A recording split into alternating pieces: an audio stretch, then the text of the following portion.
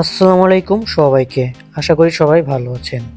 এবারের গন্তব্য প্রকৃতির এক অপরূপ সৃষ্টি সিলেটের সাদা পাথর। চারদিকে সবুজ পাহাড়, পায়ের নিচে সাদা পাথর আর সামনে নীলচে স্বচ্ছ পানি। এই দৃশ্য দেখলেই মনটা শান্ত হয়ে যায়। শহরের কোলাহল ছেড়ে প্রকৃতির এই নীরবতায় এসে নিজের সাথে একটু সময় কাটানো, এটাই যেন সিলেট ভ্রমণের আসল সৌন্দর্য। বন্ধুদের সাথে হাসি, পরিবারের সাথে গল্প আর প্রকৃতির মাঝে কিছু স্মরণীয় মুহূর্ত, সব মিলিয়ে সাদা পাথর মানেই শান্তি। যদি কখনো সিলেট আসেন এই জায়গা মিস করবেন না, কারণ কিছু জায়গা দেখার নয়, অনুভব করতে হয়। আমাদের এবারের যাত্রা শুরু ঢাকা মিরপুর 10 নম্বর থেকে। একটা হাইজে করে আমরা মোট 9 জনের টিম যাচ্ছি সিলেট সাদা পাথর ঘুরতে। বাংলাদেশের বহুল জনপ্রিয় রাস্তা এবং সবচাইতে সুন্দর রাস্তার ভিতরে একটি 300 ফিট মহাসড়ক ধরে আমাদের গাড়ি ছুটে চলেছে।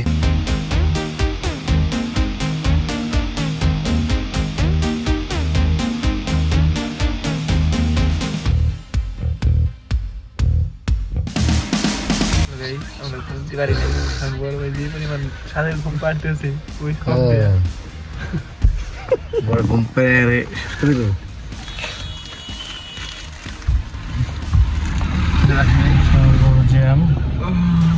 সকালবেলা ঘুম থেকে দেখি আমরা জ্যামে আটকে গেছি গাইস। সকালবেলা ঘুম থেকে দেখি আমরা জ্যামে আটকে গেছি। এখন লোকেশনটা চালু করলাম, তো সেটা দেখে আমাদের মাথা ব্যথা। আমরা এখন হবিগঞ্জে কিলোমিটার রেস্টুরেন্ট না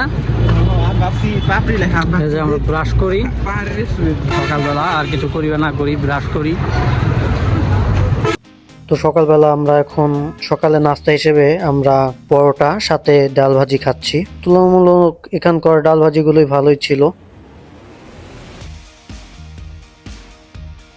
তো দেখতে দেখতে এখন আমরা সিলেট শহরে পৌঁছে গেছি। এটা হচ্ছে সিলেটের সদর, মানে মেন সিলেট শহর।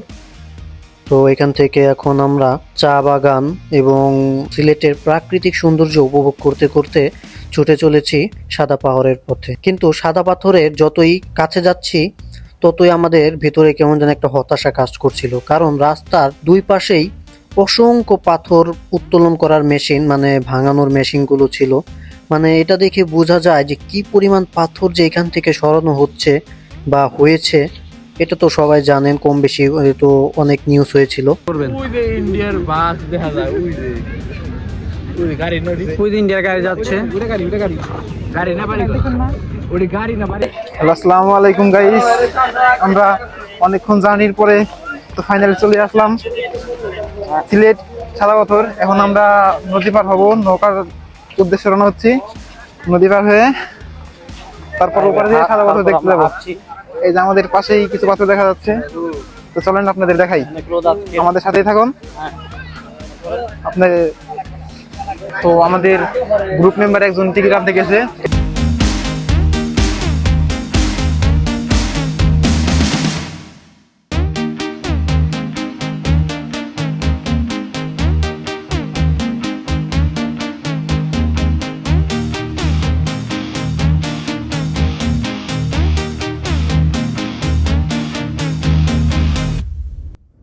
এখানে ঘোরাঘুরির পাশাপাশি অনেক খাবার দাবারের জিনিসও পাওয়া যায়। গরম গরম চা এবং নানান ধরনের ভাজা এবং স্থানীয় অনেক ধরনের খাবার পাওয়া যায়। প্রকৃতির মাঝে বসে এই খাবারের স্বাদটা সত্যিই আলাদা, যা ভ্রমণের আনন্দটা আরো কয়েক গুণ বাড়িয়ে দেয়। এর পাশাপাশি এখানে অসংখ্য দোকান আছে জামা কাপড়ের। তুলনামূলক দাম কিছুটা কমই মনে হয়েছে আমার কাছে, তারপর আপনারা দামাদামি করে কিনতে পারেন। দেখতে দেখতে আমাদের নৌকাটাও চলে আসছে, আমরা একে একে সবাই নৌকায় উঠে পড়লাম। এখান থেকে আপনারা জনপ্রতি 100 টাকা করে নেয় আপ ডাউন, মানে আপনাদের 8 থেকে 10 জনের টিম যেতে হবে।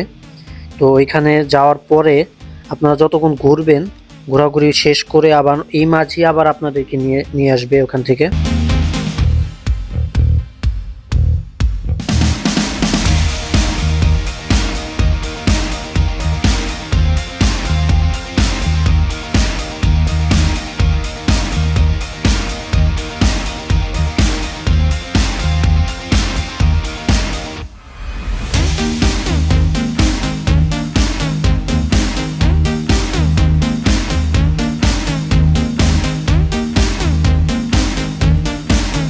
সাদা পাথরে আসলাম, কিন্তু এখন কোনো পাথর খুঁজে পাচ্ছি না, আমরা খুবই হতাশ। এখান দিয়ে বলে ভরপুর পাথর ছিল, কিন্তু এখন কোনো পাথর নাই। এই পাথরের সাপ এই দেখছিল একটা ছিল এখান থেকে নেই। বাংলাদেশের অবৈধ সৈনিকরা সব পাথর নিয়ে গেছে। এখানে সব বড় বড় খালি আছে ছোট ছোট বালি, কোনো পাথর নাই। এখন দেখা যাক পানির ওইখানে যদি পাথর কিছু পাওয়া যায়।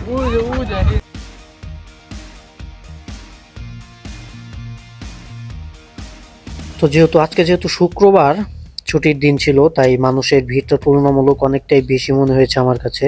আর যেহেতু শুক্রবার নামাজও পড়তে হবে, তাই এখন আমরা তাড়াহুড়ো করে যাচ্ছি। যেহেতু এদিকে অনেক ভিড়, তো এদিকে গোসল করাটা একটু কষ্টকর, তাই আমরা একটু সামনের দিকে যেখানে তুলনামূলকভাবে মানুষ একটু কম থাকবে, তো ওইখানে গিয়ে আমরা গোসল করে নামাজ পড়ে দেন ঘুরবো, এটাই চিন্তা ভাবনা করেছি। আর এখানে অনেক লকার আছে, যারা মানে কম মানুষজন কিংবা অনেকে লকারে জিনিসপাতি রেখে মানে নদীতে নামে আপনার মূল্যবান জিনিসপাতি এখানে লকার ভাড়া মানে ঘন্টা প্রতি বলতে না, মানে আপনি যতক্ষণ রাখেন মোটামুটি 100 টাকা করে নেয় লকার ভাড়া। এখানে আপনারা আপনাদের সিকিউরিটি হিসেবে জামা কাপড়গুলো রেখে গোসল করতে পারবেন। আবার অনেকে মহিলাদের মানে জামা কাপড় চেঞ্জ করার জন্যও আলাদাই আছে, এবং ওয়াশরুম সবকিছু এখানে আছে ভারসমান, মানে কি বলে ভারসমান ভাবেই বলা চলে টাকার বিনিময়ে। তো এদিকে আমরা এখন সবাই রেডি হচ্ছি, গোসল করব। এই তো এদিকে তুলনামূলক ভিড়টা একটু কম, এখানে আমরা গোসল করে নামাজ পড়বো, দেন আপনাদের সাথে আবার কথা হবে, আড্ডা হবে।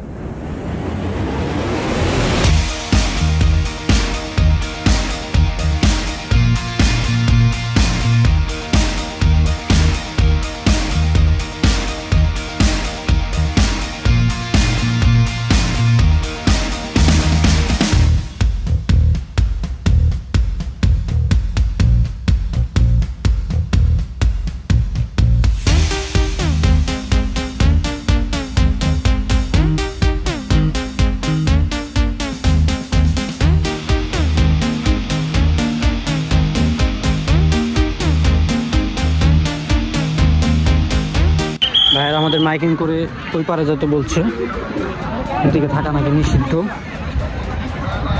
যদি হচ্ছে ইন্ডিয়ার বর্ডার, এই পাহাড়গুলো সব ইন্ডিয়ার।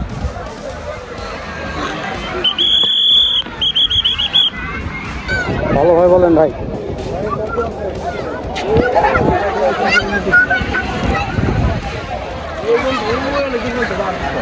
আমরা হালকা পাতলা খাওয়া দাওয়া করবো।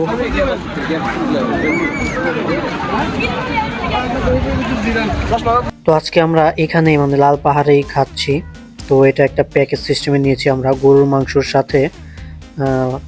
মাংসের সাথে 2 পদের ভর্তার, ডাল, আনলিমিটেড ভাত আর হচ্ছে ভাজি। তো এটা মানে তুলনামূলকভাবে অনেক ভালো ছিল, অনেক মজাই ছিল বলবো। মানে প্যাকেজটা ছিল হচ্ছে আপনার 180 টাকার প্যাকেজ জনপ্রতি। খাবারের মান খুবই ভালো ছিল, বিশেষ করে পরিবেশটা, এটা সৌন্দর্য, অপূর্ব সৌন্দর্য ভাই। এই পরিবেশে যদি আপনি না খেয়ে এভাবে এমনিও বসে থাকেন, তাও আপনার কাছে ভালো লাগবে, এতটাই সুন্দর ছিল। ইন্ডিয়ান পণ্যের সমারোহ। আগা আগা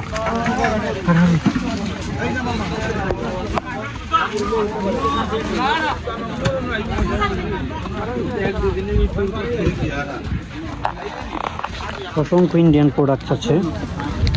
এইসব যদি আপনাদের এরকম কারো গার্লফ্রেন্ড থাকে,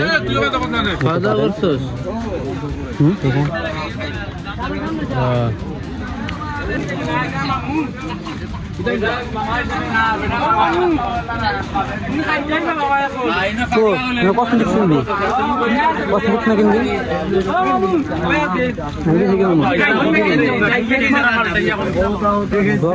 আমার কেনার মতো কিছু নাই।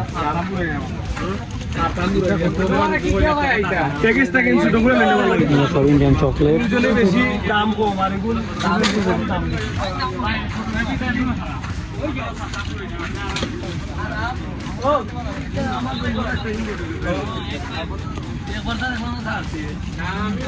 এখানে অসংখ্য দোকানপাট আছে, দেখছেন, অসংখ্য, অনেক দূর, প্রায় 2 কিলোমিটারের মতো হবে দোকানপাট। অনেক খাবারের দোকান, ইন্ডিয়ান, বেশিরভাগই মানে ইন্ডিয়ান, বাংলাদেশি প্রোডাক্টসও আছে, কিন্তু ইন্ডিয়ান প্রোডাক্টস বেশি।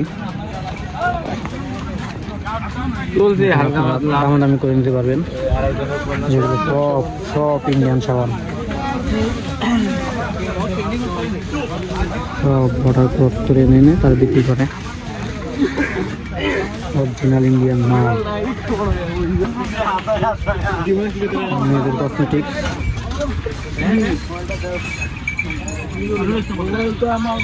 না